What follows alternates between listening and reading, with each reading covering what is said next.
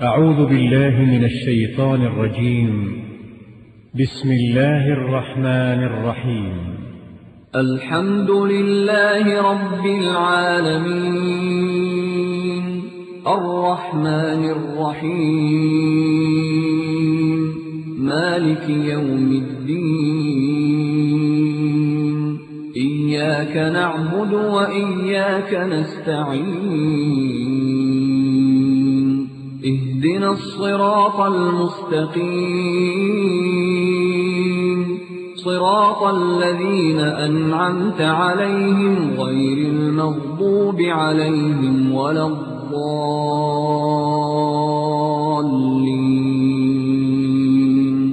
بسم الله الرحمن الرحيم ألف لام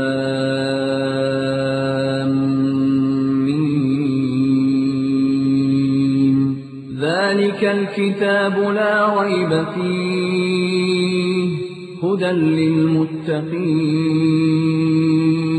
الذين يؤمنون بالغيب ويقيمون الصلاة ومما رزقناهم ينفقون.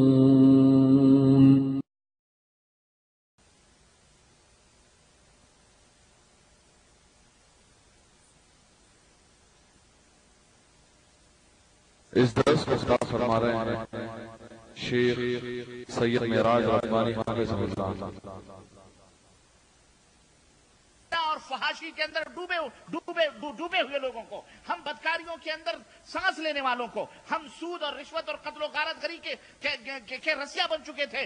ہمارا نبی آیا تھا، ہم لوگوں کی غلامی میں مصروف ہیں، بندوں کی غلامی میں ہمارے گردن جھکے ہوئے تھے. ہمارا نبی آیا تھا کہ بندوں کی غلامی سے نکال کر اللہ کی غلامی میں ہمیں ڈال دیں، ہمیں آزاد کر دیں. ہمارے نبی آئے، ہم جب تک اپنے نبی کا علم نہیں حاصل کریں گے، جب تک اپنے نبی کی زندگی نہیں معلوم کریں گے، جب تک اپنے نبی کا عمل نہیں معلوم کریں گے، جب تک اپنے نبی کا اخلاق نہیں معلوم کریں گے، جب تک ہمیں اپنے نبی کے ایمان اور عقیدے کا علم نہیں ہوگا، آپ کے اخلاق عالیہ کا علم نہیں ہوگا، ان کا سونا کیسا تھا، ان کا جاگنا کیسا تھا، ان کا اٹھنا کیسا تھا، ان کا بیٹھنا کیسا تھا، امامت کیسی تھی، قضات کا فیصلے کیسے فرماتے تھے، میدان جہاد میں جہاد کیسے کرتے تھے، کافروں سے سلوک کیسا تھا، غیروں سے آپ صلی اللہ علیہ وسلم کے عادات، ملنے جلنے کے عادات کیسے تھے، وفود جو آتے تھے، جو وفود آتے تھے ان کے ساتھ آپ کے رویے کیسے تھے، بیوی کے ساتھ سلوک کیسا تھا، بچوں کے ساتھ آپ کا کردار کیسا تھا، لوگوں کے ساتھ آپ، یہ تمام سب جب تک ہمیں علم نہیں ہوگا، ہم جانیں گے نہیں، تب تک بتاؤ ہم اپنی زندگی کو، ہم اللہ کی رضا کے لیے اپنی زندگی میں کچھ کر سکتے ہیں؟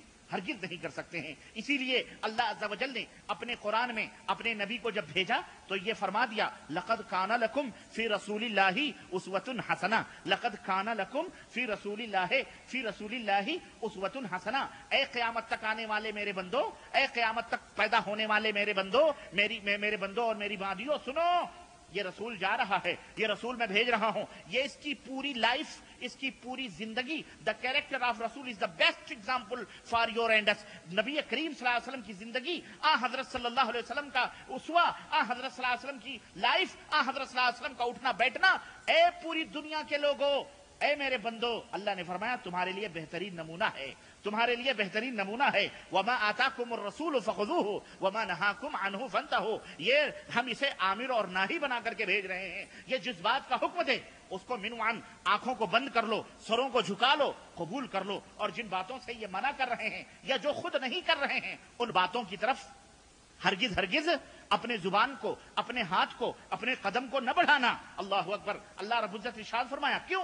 اس لیے کہ اگر بڑھاؤ گے، اللہ نے فرمایا یا ایھا الذین آمنوا اطیعوا اللہ واطیعوا الرسول ولا تبطلوا اعمالکم. اے وہ لوگو جو ایمان لائے ہو، اللہ کی اطاعت کرو، رسول اللہ کی اطاعت کرو، اور ان دونوں کی نافرمانی کر کے اپنے اعمال کو ضائع اور برباد نہ کرو. اللہ نے فرمایا یا ایھا الذین آمنوا لا تقدموا بین یدی اللہ ورسولہ واتقوا اللہ ان اللہ سمیع علیم. اے وہ لوگوں جو ایمان لائے ہو، اللہ اور اس کے رسول سے آگے بڑھنے کی کوشش نہ کرو. جتنا اللہ اور رسول فرما رہے ہیں وہیں ٹھہر جاؤ، وہیں ٹھہر جاؤ. آگے بڑھنے کی کوشش نہ کرنا، ہوشیاری نہ کرنا. تمہاری طبیعتیں نہیں چلیں گی، تمہاری منمانی نہیں چلے گی، تمہاری ہوائے نفسانی نہیں چلے گی. چلے گی تو عرش والے رحمان کی چلے گی یا مدینے والے محمد کے فرمان کی چلے گی، اور کسی کی نہیں چلے گی. لا تقدموا بین یدی اللہ वबैन यदैल्लाहि व रसूलिही, अल्लाह उसके रसूल से आगे बढ़ने की कोशिश करो। ऐ लोगों, तुम जिस चीज को अच्छा समझ रहे हो, जिस चीज को हसीन समझ रहे हो, वो उसका सबूत न कुरान में है न रसूल के फरमान में है। अगर तुम उसे कर रहे हो, अल्लाह रसूल से आगे बढ़ने की कोशिश कर रहे हो कि नहीं कर रहे हो? हाँ सुनो, अल्लाह फरमाता वत्तकुल्लाह, डरते रहना अल्लाह से, इन्नल्लाह समीउन अलीम, जो कहते हो वो भी अल्लाह जानता है और जो तुम्हारे सीनों में है वो भी अल्लाह अलीमुम बिज़ाति सदूर है। कहीं इरशाद फरमाता है, या अय्युहल्लज़ीना आमनू ला तरफऊ अस्वातकुम फौका सौति नबी वला तजहरू लहू बिलकौलि कजहरि बादिकुम लिबाद अन तहबता अमालुकुम व अंतुम ला तशउरून। सूरह हुजुरात आयत नंबर 1 और 2। अल्लाह फरमाता है, लोगों जो ईमान लाए हो, नबी नबी नबी फरमा रहे हो, नबी बोल रहा हो, नबी बात बतला रहा हो, नबी की बातें आ रही हो, अपनी आवाजों को नबी की आवाज पर बुलंद न करो। अल्लाह, आगे बढ़ना तो बड़ी दूर की बात रही। नबी बात कर रहे हो, नबी की हदीस बयान की जा रही हो, नबी की गुफ्तगू हो रही हो, नबी की बातचीत हो रही हो, अपनी बातें उनकी बातों पर बुलंद न करना, जैसे आपस में एक दूसरे के ऊपर बुलंद करते हो, वरना हश्र क्या होगा। अल्लाह फरमाता है अंतहबता अमालुकुम, तुम्हारे अमाल, तुम्हारे सजदे, तुम्हारी नमाजें, तुम्हारे तकवे, तुम्हारी परहेजगारियां जाया और बर्बाद हो जाएंगी। व अंतुम ला तशउरून, तुम्हें पता भी नहीं चलेगा। तुम्हें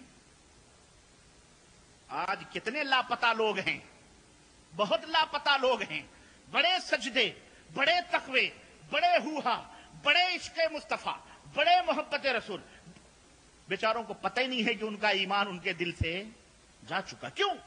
वो मैं बताऊंगा क्यों। मेरे अजीजों, सैकड़ों आयात हैं।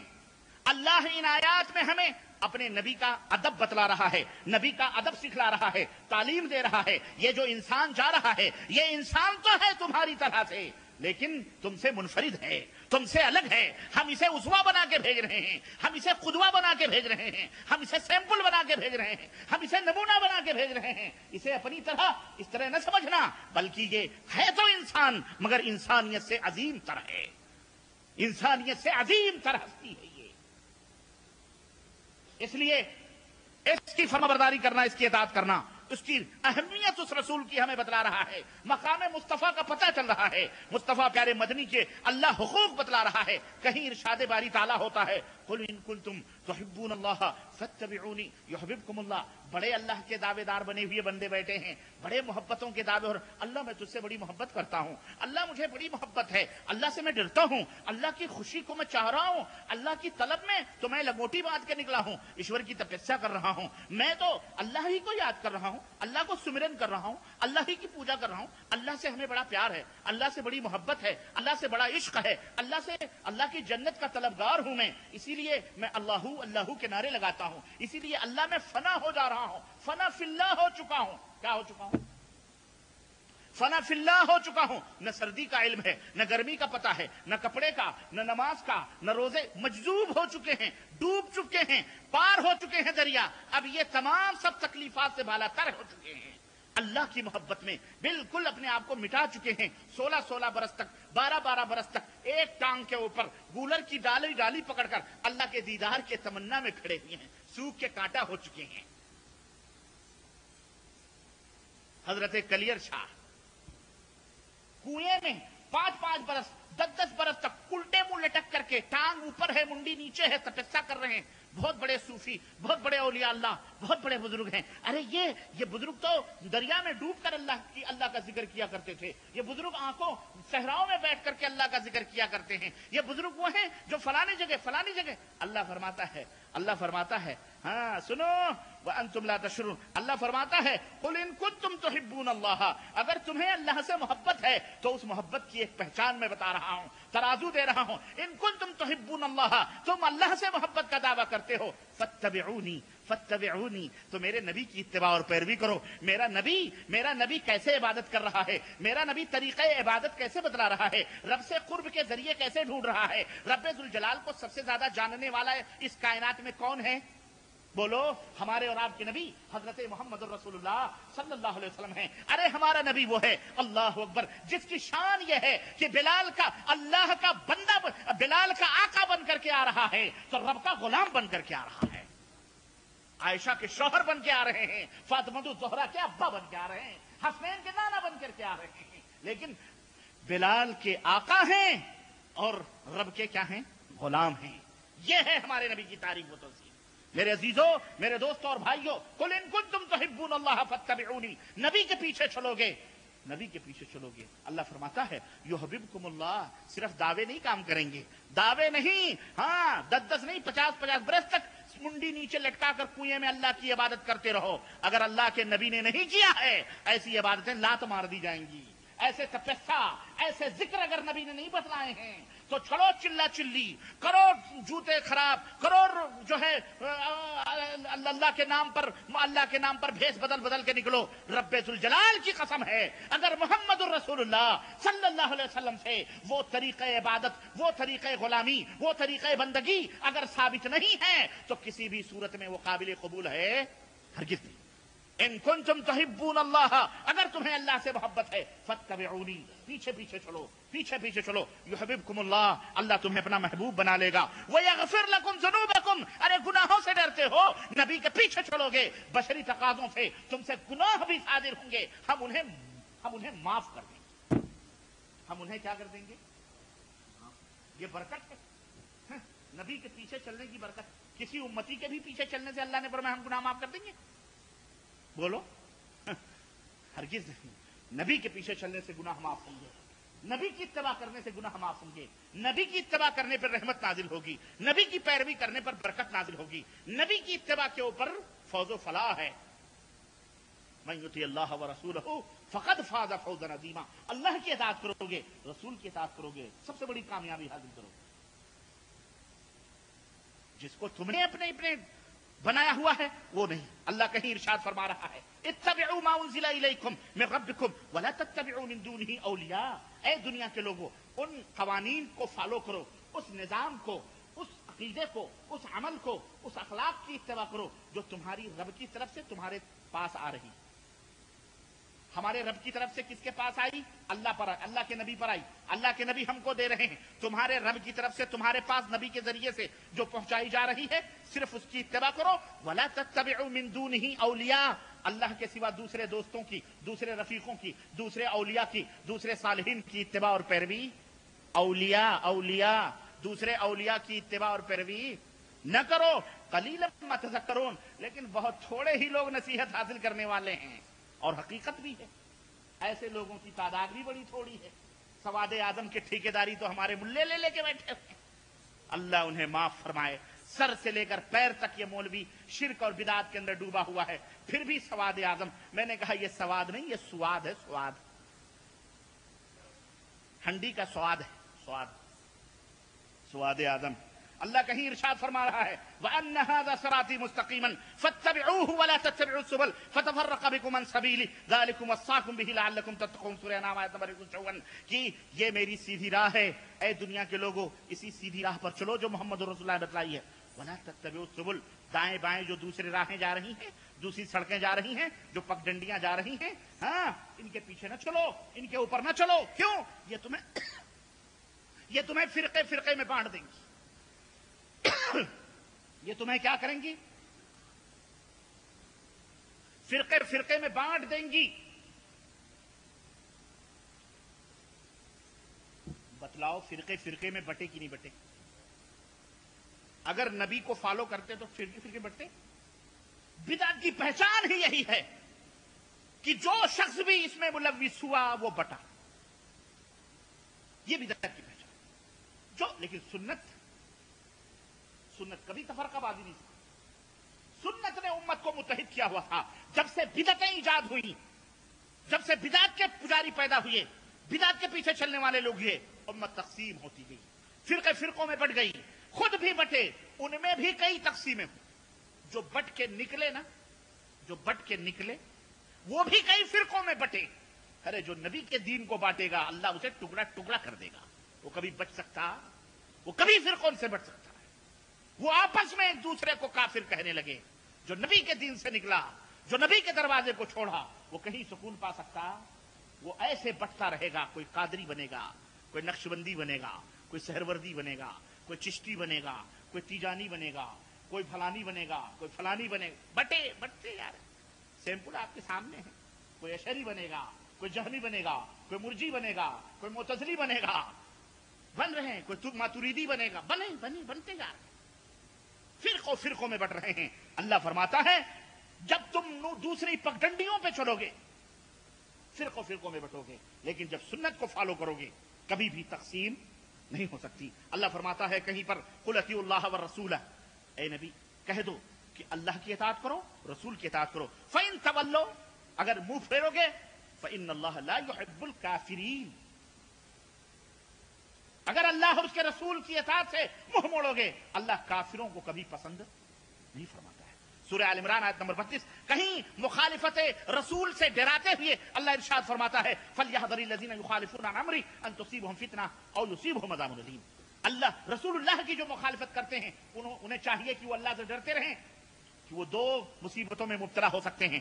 ایک تو یہ کہ دنیا میں وہ کسی فتنے کے شکار ہو سکتے ہیں, آزمائش میں مبتلا ہو سکتے ہیں, یا تو اگر یہاں بچ گئے تو آخرت میں دردناک عذاب ان کا انتظار کر رہا ہے. اللہ کہیں ارشاد فرماتا ہے دھمکی دیتے ہوئے وَمَن يَعْصِ اللَّهَ وَرَسُولَهُ وَيَتَعَدَّ حُدُودَهُ يُدْخِلْهُ نَارًا خَالِدًا فِيهَا, جو اللہ کی رسول کی نافرمانی کریں گے اللہ اور حدود سے متجاوز ہوں گے. وہ سرحدیں جو اللہ رسول نے بنائی ہیں یہ سرحد ہے, ان سرحدوں سے آگے بڑھو گے اللہ فرماتا ہے جہنم میں ہمیشہ ہم تمہیں داخل کریں گے وَلَهُ عَذَابٌ مُهِينٌ, اور ایسے لوگوں کے لیے دردناک عذاب ہے. کہیں ارشاد باری تعالیٰ ہے وَمَن يَعْصِ اللَّهَ وَرَسُولَهُ فَقَدْ ضَلَّ ضَلَالًا مُبِينًا, جو اللہ اور اس کے رسول کی نافرمانی کر رہے ہیں نافرمانی کریں گے فَقَدْ ضَلَّ ضَلَالًا مُبِينًا, وہ کھلی ہوئی گمراہی. حضرات معرفت نبی کا مقصد یہ ہے کہ تمہیں ایک نبی, ایک قائد, ایک امام, ایک حکیم الامت, ایک رؤوف و رحیم سراپا اخلاق عظیم رہنما دے دیا گیا ہے. تم اس کی رہنمائی, تم اس کی نقالی کرو, اس کے نقش قدم پر چلو. ایک طریقہ, ایک عمل, ایک اخلاق دے دیا گیا ہے, تم اسی کو اپناؤ خود. اور یہ اخلاق, یہ عمل, یہ طریقہ خود اس نبی کا بنایا ہوا نہیں ہے, خود اس نبی کا بنایا ہوا نہیں ہے, بلکہ اشارے رب العرش کا وہ ترجمان ہے. وَمَا يَنْطِقُ عَنِ الْهَوَىٰ إِنْ هُوَ إِلَّا وَحْيٌ يُوحَىٰ, نبی جو بھی کہتا ہے, نبی جو بھی کرتا ہے وہ اشارے رب ذوالجلال ہوتا ہے, اس کے اشارے پر نبی کہتا ہے, اس کا اپنا بنایا ہوا کچھ بھی نہیں ہے, بلکہ اللہ تعالیٰ جس طرح سے فرماتا ہے اس طرح سے میرے عزیزوں وہ بنتے گئے. یہ ہے نبی کریم صلی اللہ علیہ وسلم کی ولادت اور آن حضرت صلی اللہ علیہ وسلم کی بعثت کا اولی مقصد, کہ ساری کائنات کے جنات, ساری کائنات کے انسان قیامت تک اس نبی کی ظاہری اور باطنی طور پر اتباع کریں, پیروی کریں, اور یہی محبت کی اعلیٰ اور روشن دلیل بھی ہے کہ نہیں. مگر افسوس صد افسوس کہ آج اس نبی کی امت کے ایک کثیر طبقے کو شیطان نے ایسا جال پھینکا ہوا ہے, اور پھینک کر کے ایسا گمراہ کیا اور ایسا اندھا گونگا بہرا بنا دیا کہ وہ مقصد بعثت نبی کو بھول گئے, ولادت مصطفیٰ کے مقصد کو بھول گئے.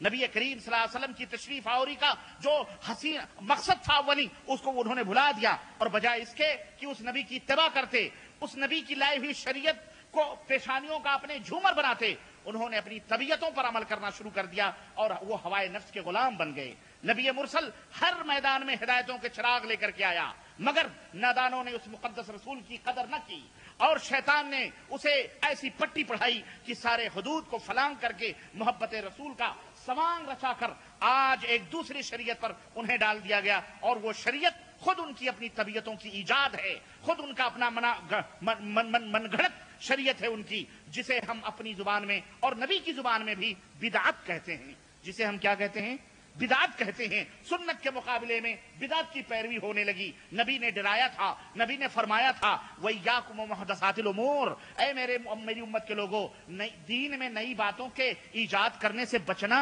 فَإِنَّ كُلَّ مُحْدَثَةٍ بِدْعَةٍ, اس لیے کہ ہر بدعت گمراہی ہے. نبی نے فرمایا تھا, اور ہر گمراہی جہنم میں لے جانے والی ہے. نبی نے فرمایا تھا من احدث فی امرنا ھذا ما لیس منہ فہو رد, جو بھی ہمارے لائے ہوئے اس دین میں کوئی نئی بات گڑھے گا, نبی فرماتے ہیں کہ وہ مردود ہے. نبی نے ڈرایا تھا کہ ترکت فیکم امرین لن تضلوا ما تمسکتم بہما کتاب اللہ و سنتی، کہ میں تمہارے درمیان دو چیزیں چھوڑ کے جا رہا ہوں، جب تک ان دونوں چیزوں کو پکڑے رہو گے کبھی بھی گمراہ نہیں ہو سکتے ہو، ایک کتاب اللہ ہے اور دوسرے سنت رسول اللہ ہے۔ مگر آج محبت و عشق کی آڑ لے کر شریعت و سنت کا مذاق اڑایا جا رہا ہے۔ میرے عزیزو، ہمارے ملکوں میں بھی اور یہاں بھی ربیع الاول کا مہینہ قریب آ رہا ہے، سفر کی 23 تاریخ ہے، ایک ہفتے کے بعد ربیع الاول شروع ہو جائے گا، اور آخری بدھ بھی ہمارے ملکوں میں بڑے ذوق و شوق سے منائے جا رہے ہیں۔ عورتیں چوڑیاں توڑتی ہیں، عورتیں ہری ہری گھاسوں پر بال بچوں کو لے کر میلے میں نکلتے ہیں، نعوذ باللہ۔ اس کی بھی حقیقت ہے، وہ کسی موقع پر ہم بتلائیں گے، آج وقت نہیں ہے۔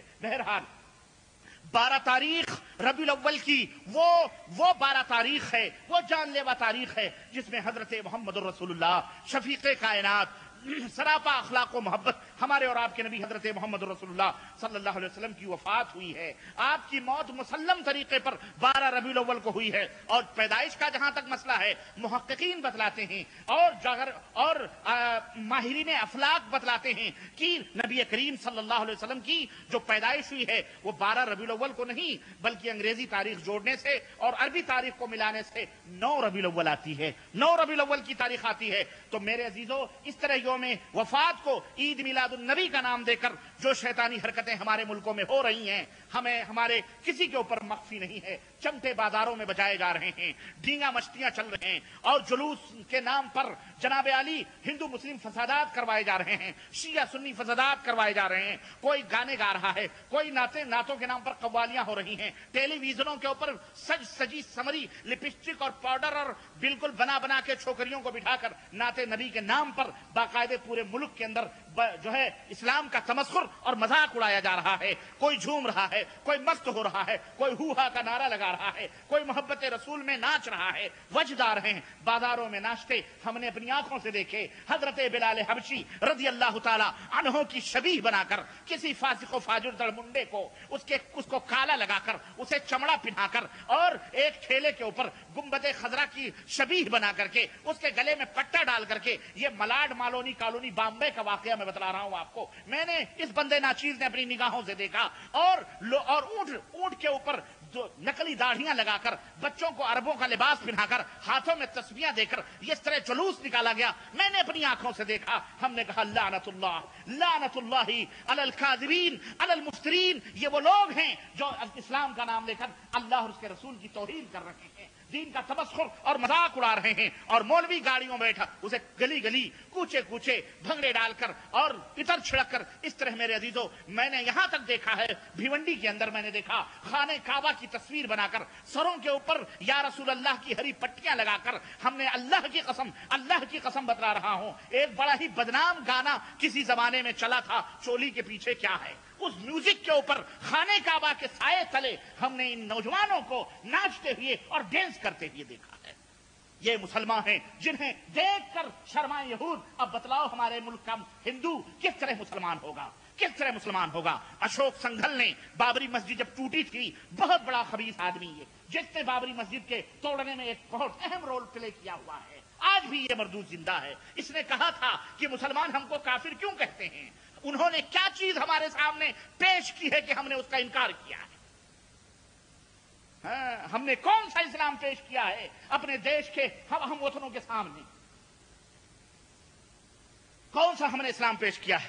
آج یہی وجہ ہے، جگہ جگہ اب آ رہے ہیں 12 ربیع الاول، نہ جانے کتنی دیگا، نہ جانے کتنے فسادات، نہ جانے کتنی گردنیں کٹیں گی، نہ جانے کتنی بیوہ ہوں گی ہماری بہنیں، اور نہ جانے کتنے بچے یتیم ہوں گے۔ مولوی گاڑیوں میں بیٹھا ہوا جہاں فساد ہوا سر سے ڈرائیور کے ساتھ بھاگ جاتا ہے، نذرانے وصول کیے جا رہے ہیں، چندے وصول کیے جا رہے ہیں۔ اس طرح سے میرے عزیزو، محبت رسول کا نا کی آڑ میں محرمات کو حلال، حلال کو حرام، حرام کو حرام، اور ٹھرے چلتے ہیں۔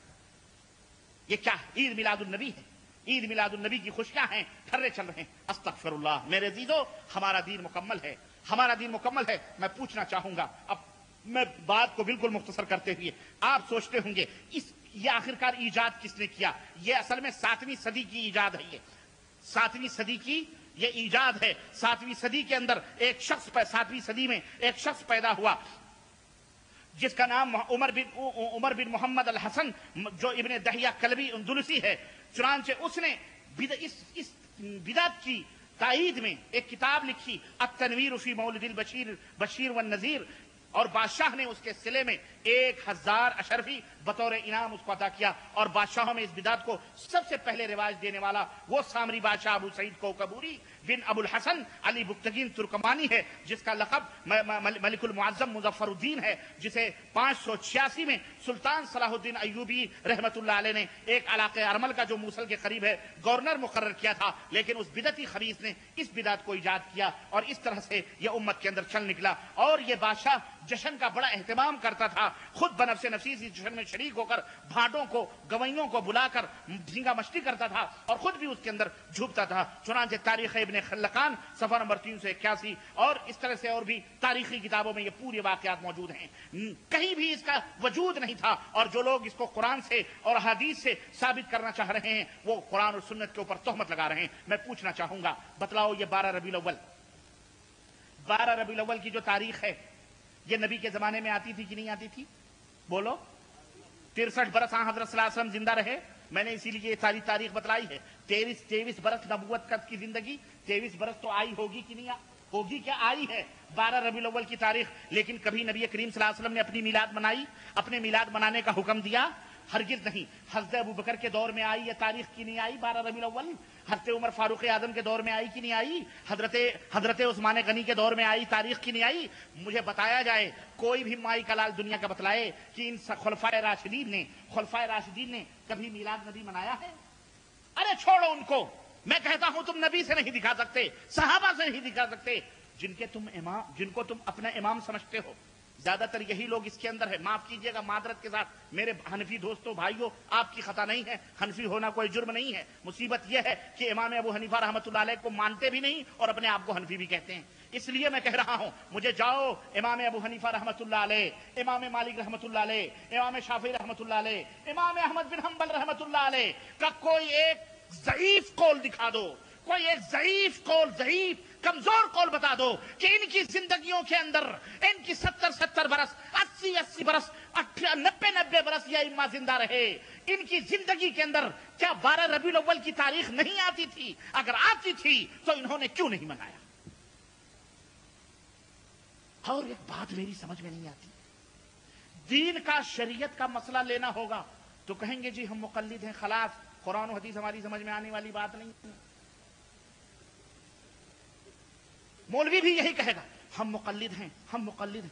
ٹھیک ہے بیٹا، مقلد ہے دین اور شریعت کے بارے میں، لیکن جب اس بدعت کی بات آتی ہے تو ان کے بڑے بڑے ڈاکٹر، ان کے بڑے بڑے پروفیسر، ان کے بڑے بڑے مفتی قرآن سے دلیل پکڑتے ہیں، حدیث سے دلیل پکڑتے ہیں. یہاں کہاں ان کی تقلیدیت چلی جاتی ہے؟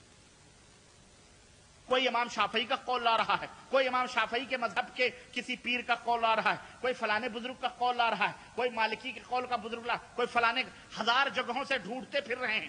ارے اگر مرد ہو اور ہمت ہے اور اگر صحیح دین پر ہو تو امام ابو حنیفہ رحمۃ اللہ علیہ کا قول پیش کرو. بات اصولی ہے کہ نہیں ہے؟ لیکن قیامت آ جائے گی، امام صاحب رحمۃ اللہ علیہ ایسے بدعتیوں کے اوپر اپنی کوئی ٹپڑی، اپنا کوئی تبصرہ فرماتے ہوئے ہرگز نظر نہیں آئیں گے. نہ امام شافعی، نہ امام حنبل، نہ امام مالک، کوئی امام نہیں، یہ سب بری تھے ان سے. ان کے زمانوں میں اس کا کوئی وجود نہیں. میں نے بتایا 7ویں صدی ہجری کی یہ ایجاد ہے. اور اسی طرح اور یہ ایجاد کیوں کیا گیا اور آج کل اس کو ہوا اس لیے دی جا رہی ہے کہ کرسچن کرسمس ڈے مناتے ہیں، ہندو رام نومی مناتے ہیں، مہاویر جینتی منائی جا رہی ہے، اور جناب علی اس طرح سے ہر قوم اپنے اپنے لیڈروں کی، اپنے اپنے بڑے لوگوں کا جنم دن منا رہی ہے. ہم بھی اپنے نبی کا جنم دن منائیں گے. اور ہم نے ایک پروفیسر کی میں نے ابھی حوالہ دیا ہے اس مردود کا جس نے یہ بات کہی ہے کہ جو جشن عید میلاد النبی نہیں مناتا ہے وہ کافر ہے، وہ مشرک ہے. میں پوچھنا چاہتا ہوں، امام ابو حنیفہ کافر تھے؟ امام بخاری کافر تھے؟ ارے ظالم، تیری اس بکواس سے اور تیری ان ہر سرائیوں سے صحابہ کرام کا دامن بھی مخدوش ہو رہا ہے. ابو بکر بھی کافر، نعوذ باللہ، عمر بھی کافر، سارے صحابہ کافر. خود نبی کریم صلی اللہ علیہ وسلم کے بارے میں اس مردود کا کیا خیال ہے؟ یہ جشن عید میلاد النبی کے نام پر یہ کہہ رہا ہے خود جشن کرو، ہلچل مچاؤ، جلوس کرو، اور نعرے لگا رہے ہیں ہمارے اور تمہارے جیسے عوام جاہل لوگ. کب تک تم جاہل بنے رہو گے؟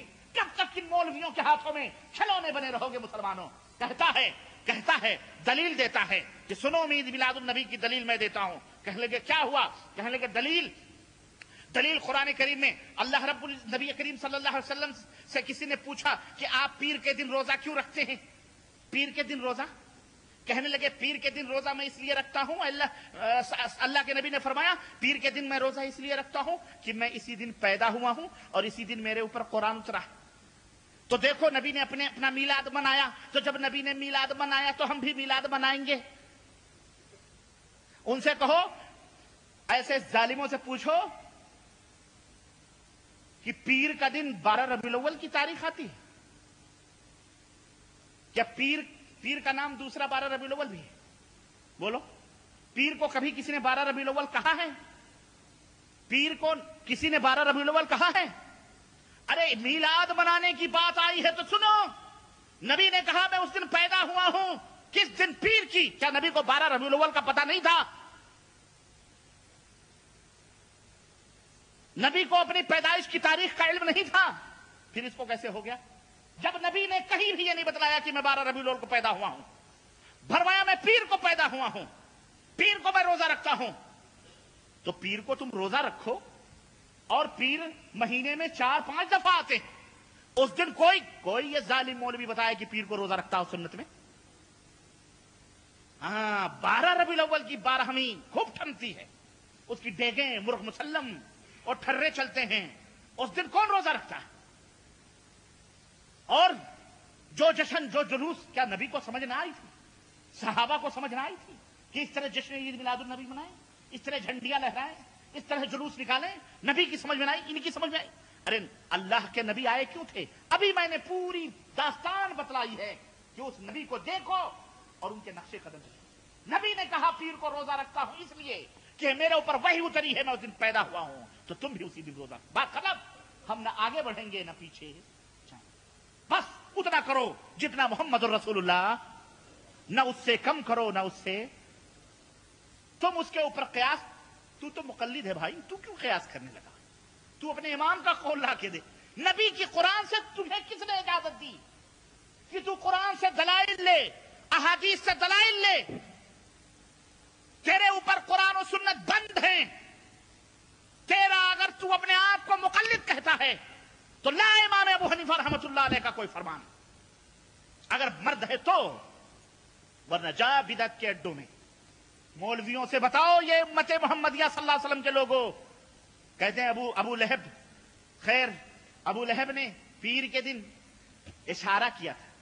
نبی صلی اللہ کہتے ہیں، یہ بخاری کی روایت ہے کہ ایک آدمی نے خواب میں دیکھا کہ ابو لہب سے پوچھا تیرا کیا حال ہے؟ ابو لہب نے کہا کہ بہت برا حال ہے، میں تو بہت مر رہا ہوں، لیکن پیر کے دن ایک دن مجھے جو ہے پیر کے دن مجھے تھوڑی سی میرے انگلی میں وہ ہو جاتی ہے، کیا ہو جاتی ہے؟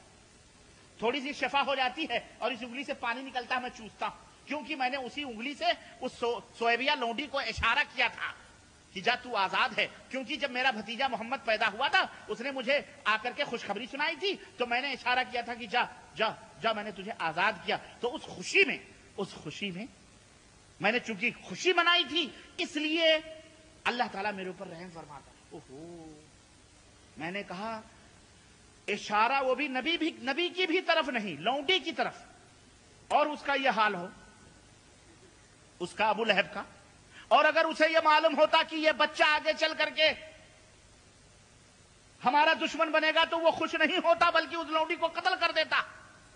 ارے جو زندگی بھر وہ اور اس کی بیوی خود نبی کے دشمن بنے رہے ہوں، زندگی بھر نبی کریم صلی اللہ علیہ وسلم کو جس نے ستایا ہو، اس کی بیوی دروازوں کے اوپر کانٹے ڈال کے ڈالتی ہو، نبی دعوت دے رہے ہیں پیچھے سے کنکریاں مار رہا ہو، زندگی اس کی گزری ہو، اور جس نے نبی کو سارے مکے میں سب سے پہلے گالی دی ہو، تبن لک یا محمد علی ھذا جمعتنا، جس نے یہ کہا ہو محمد تیرے ہاتھ ٹوٹ جائیں، کیا تو نے ہمیں اسی لیے جمع کیا ہے؟ سب سے پہلا گالیوں کا پتھر اسی ابو لہب نے دیا تھا، اور اللہ نے قرآن اتارا تھا، تبت یدا ابی لہب، ارے ابو لہب تیرے دونوں ہاتھ ٹوٹ جائیں۔ وہ انگلی جس سے چچا نے اشارہ کیا تھا وہ تو ٹوٹ گئی، ٹوٹی کہ نہیں ٹوٹی؟ بولو، ٹوٹی کہ نہیں ٹوٹی؟ ٹوٹی کہ نہیں ٹوٹی؟ یہ آج بھی کہہ رہا اس سے پانی رس رہا ہے، ہر پیر کو وہ چوس رہا ہے۔ استغفر اللہ، عقل نہیں، یہ انکار ہے سورہ سورہ لہب اس کا تبت یدا ابی لہب کا انکار ہے اگر کوئی یہ کہتا ہے۔ دوسری بات یہ ہے کہ کہتے ہیں جی ابن عباس رضی اللہ تعالیٰ عنہ نے اس حدیث کو بیان کیا بخاری میں۔ ٹھیک ہے، ابن عباس نے بیان کیا ہے تو جس نے بیان کیا ہے اس کا کردار کیا ہے؟ کہتے ہیں جب اتنا بڑا کافر اشارہ کرے تو اس کو اللہ تعالیٰ معاف کر دے، تو ہم تو گنہگار ہیں، اگر جشن منائیں گے، ہم نبی کی ولادت پر خوشی منائیں گے تو ہمیں اللہ کے لیے معاف کرے۔ ہم نے کہا وہ جو خوشی منایا ہوا تھا وہ اس لیے نہیں منایا تھا کہ یہ خاتم النبیین اور یہ توحید کا علمبردار بن کے پیدا ہوا ہے۔ اگر اسے یہ معلوم ہوتا کہ ہمارے دین کے خلاف بولے گا تو وہ گلا دبا دیتا بچپن ہی کے اندر۔ ارے اس کو اس لیے خوشی ہوئی تھی کہ اس کا بھتیجا پیدا ہوا تھا، ہے کہ نہیں؟ نمبر ایک۔ نمبر دو، ابو طالب نے اشارہ ہی نہیں کیا تھا، ایک مومن محب صادق بن کر گودوں میں کھلایا تھا، پہلوؤں میں اٹھایا تھا، سب کچھ کیا تھا ابو طالب نے، پرورش کی تھی ابو طالب نے۔ ابو لہب نے لوڈی کو اشارہ کیا تھا، اس کو یہ انعام دیا گیا ہے، ذرا عقل لگاؤ۔ ابو لہب نے گودوں میں کھلایا ہے، سروں پہ بٹھایا ہے، کندھوں پہ بٹھایا ہے، پہلوؤں میں بٹھایا ہے، سب کچھ کیا ہے۔ ابو طالب کے بارے میں جب نبی کریم سے پوچھا گیا کہ ان کا کیا حال ہے، نبی فرماتے ہیں کہ جہنم کا سب سے ہلکا عذاب ان کو یہ دیا جا رہا ہے کہ آگ کے جوتے انہیں ان کے پیروں میں پہنائے جاتے ہیں اور شعلے ان کی کھوپڑیوں سے نکلتے ہیں۔ جس نے اشارہ کیا لونڈی کو، اس کو تو مقام مل رہا ہے، کیا پانی چوستا ہے ہر پیر کو۔ جس نے گودوں کھلایا، منو کھلایا، جس نے کہا بھتیجے تجھ تک پہنچنے کے لیے بڈھے ابو طالب کی لاش سے لوگوں کو گزرنا پڑے گا۔ ہاں، ارے یہ میلاد منانے والے بھی ابو طالب سے زیادہ محبت نہیں کرتے۔ واللہ بتلا رہا ہوں، ابو طالب نے جو محبت کی تھی، لیکن ان کی محبت انہیں کوئی فائدہ پہنچا سکی؟ تو ابو لہب اتنا بڑا دشمن رسول، اس کی انگلی کا، اور یہ خواب ہے۔ خواب کو قرآن کے اوپر کبھی فوقیت، خواب ہوتے ہیں، شیطان نے بھی آ کر کے کہہ دیا ہوگا، کیا اس کا ویلو، اس کا کیا وقار۔ المہم میرے عزیزوں، میرے بھائیوں، شبہات بہت زیادہ ہیں، میں قصہ مختصر بعد میں زیادہ ٹائم نہیں لینا چاہتا، وقت بھی زیادہ ہو رہا ہے۔ میں عرض یہ کرنا چاہتا ہوں کہ میرے بھائیوں، یہ نبی کریم صلی اللہ علیہ وسلم کی ولادت کی تاریخ اور جشن جلوس کی جو تاریخ میں نے بتلائی ہے، یہ تمام سب چیزیں ہیں آپ کے سامنے ہیں۔ یہ ہے حقیقت میلاد نبی، یہ ہے حقیقت میلاد نبی۔ مولوی ولادت سے پہلے کی باتیں تو کرتا ہے، 23 برس کی بات کبھی نہیں کرتا ہوا نظر آتا ہے۔ کیوں؟ اگر ولادت کے بعد کی بات کرے گا تو مولوی کے پیٹ کے اوپر زد پڑے گی، دنیا پوچھے گی کہ مولوی اس مسئلے میں تو نبی کا یہ کردار ہے، پر تیرا کردار کیا ہے؟ اس لیے ولادت سے پہلے کی گفتگو کرے گا، زلف و کاکل کی بات کرے گا، رخسار لب و آنکھوں کی بات کرے گا، نبی کے حسن کی بات کرے گا، جمال کی بات کرے گا، نبی کے اخلاق و کیریکٹر، نبی کی سیرت کبھی بھی بیان کرے گا تو پکڑا جائے گا، اس لیے وہ نہیں بیان کرتا ہے۔ میرے عزیزوں، میرے دوستوں، میرے بھائیوں، یہ ہے حقیقت میلاد النبی۔ اللہ عز و جل سے دعا ہے، اور میں وہ نسخہ آخر میں بتا دوں، بات ختم کروں، کہ جو بھی کوئی بات اس طرح کی کرے قرآن سے یا کس سے، اس سے کہو بھائی یہ قرآن ہمارے نبی پہ اترا تھا؟ کہہ لیں گے ہاں۔ نبی نے سمجھایا صحابہ کو؟ ہاں۔ تو بتاؤ صحابہ نے نبی نے کیا؟ آج ہی تم 1400 برس کے بعد سمجھنے والے ہو گئے، اور تم تو کہتے ہو قرآن حدیث ہم سمجھ نہیں پاتے مسئلے مسائل میں، تو پھر اس میں کہاں سے تمہاری سمجھ میں آنے لگا؟ اس میں تمہارا کون امام ہے؟ یہاں ان کا امام شیطان لعین ہے، ابلیس لعین ان کا امام ہے، ان کی سمجھ میں یہاں کھڑکیاں کھول دیتا ہے، اور وہاں امام ابو حنیفہ کی آڑ لے کر وہاں بھی شیطانوں کی عبادت میں لگے ہوئے ہیں۔ امام ابو حنیفہ رحمۃ اللہ علیہ ان مسائل میں بھی بری ہیں، عقیدے کے مسائل میں بھی بری ہیں۔ امام ابو حنیفہ رحمۃ اللہ علیہ امام اہل السنہ والجماعت تھے، ہمارے امام تھے، غیر مقلد تھے، امام اہل السنہ والجماعت تھے، اہل حدیث تھے، وہ اس میں بھی بری ہیں۔ امام صاحب کی طرف اور امت محمدیہ کے لوگوں یہ بات نوٹ کی جائے، اور تم بھی اپنے دماغوں میں نوٹ کر لو، اور جہاں بھی دنیا میں جتنے بھی ہمارے دیش میں ملے مولوی ہیں ان سے بھی پوچھو کہ امام ابو حنیفہ رحمۃ اللہ علیہ نے دنیا میں کون سی کتاب لکھ کر کے چھوڑی۔ امام صاحب رحمۃ اللہ علیہ کی طرف جو تم یہ مذہب اور یہ تمام سب منسوب کرتے ہو، ہمیں امام صاحب کا ایک قول بتلا دو، زیادہ نہیں، ایک، اور میں چھوٹ دیتا ہوں آج، ایک قول نہیں، وہ ایک قول ہو اور وہ بھی ضعیف قول ہو، صحیح نہیں، حسن نہیں، مقبول نہیں، کون سا قول؟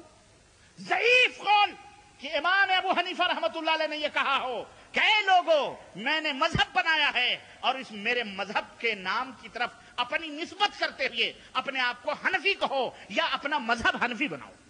امام صاحب نے کہا ایک ضعیف قول، ایک ضعیف کمزور قول بتلاؤ امام صاحب. ہاشا وکلا، ہاشا وکلا. وہ امام اللہ اکبر. لیکن ہم سے پوچھو ہمارے امام نے کیا کہا ہے؟ ہمارے امام نے کہا ہے اگر مجھے لو کان موسیٰ حیا، لو کان موسیٰ حیا وترکتمونی واتبعتم. مولوی ہیں ان سے بھی پوچھو، ان سے بھی پوچھو کہ امام ابو حنیفہ رحمۃ اللہ علیہ نے دنیا میں کون سی کتاب لکھ کر کے چھوڑی. امام صاحب رحمۃ اللہ علیہ کی طرف جو تم یہ مذہب اور یہ تمام سب منسوب کرتے ہو، ہمیں امام صاحب کا ایک قول بتلا دو، زیادہ نہیں ایک. اور میں چھوٹ دیتا ہوں آج ایک قول نہیں، وہ ایک قول ہو اور وہ بھی ضعیف قول، صحیح نہیں، حسن نہیں، مقبول نہیں. کون سا قول؟ ضعیف قول کہ امام ابو حنیفہ رحمۃ اللہ علیہ نے یہ کہا ہو کہ اے لوگو میں نے مذہب بنایا ہے اور اس میرے مذہب کے نام کی طرف اپنی نسبت کرتے ہوئے اپنے آپ کو حنفی کہو یا اپنا مذہب حنفی بناؤ. امام صاحب نے کہا ایک ضعیف قول، ایک ضعیف کمزور قول بتلاؤ امام صاحب. ہاشا وکلا، ہاشا وکلا. وہ امام اللہ اکبر. لیکن ہم سے پوچھو ہمارے امام نے کیا کہا ہے؟ ہمارے امام نے کہا ہے اگر مجھے لو کان موسیٰ حیا، لو کان موسیٰ حیا وترکتمونی واتبعتموہ لضللتم عن سواء السبیل. ارے ہماری شان وہ ہے، ہمارے امام، ہمارے امام اعظم حضرت محمد رسول اللہ سید العرب والعجم یہ فرماتا ہے کہ اے میری امت کے لوگوں اگر موسیٰ زندہ ہو کر کے آ جائیں اور مجھے چھوڑ کر موسیٰ کلیم اللہ جو آسمانی کتاب لے کر کے آئے ہیں، جنتی ہیں، معصوم ہیں، اللہ کے کلیم ہیں، اگر ان کو فالو کرو گے، ان کی اتباع کرو گے، لَضَلَلْتُمْ عَنْ سَوَاءِ السَّبِيلِ، صراط مستقیم سے بھٹک جاؤ گے. یہ ہمارا امام کہتا ہے. ہمارے امام نے اپنی اتباع کرنے کا حکم دیا ہے. کس کی اتباع؟ ایک نہیں سینکڑوں. اور اس امام کی اتباع کرنے کا حکم عرش والے نے دیا ہے کہ نہیں ہے؟ وصلی اللہ علی نبینا محمد وعلی آلہ وصحبہ اجمعین. اللہ ہم سب کو اتباع مصطفیٰ کرنے کی توفیق عطا فرمائے اور محمد الرسول اللہ صلی اللہ علیہ وسلم کی معرفت حاصل کرنے کے بعد میں ہمیں محمد الرسول اللہ کے نقش قدم پہ چلنے کی توفیق عطا فرمائے. آمین یا رب العالمین. وصلی اللہ علی نبینا محمد وعلی آلہ وصحبہ اجمعین. السلام علیکم ورحمۃ اللہ وبرکاتہ.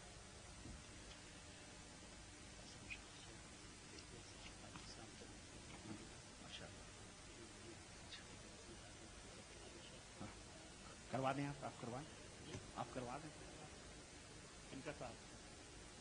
اچھا ان کو وہ آئیں گے. ہاں ہمارے درمیان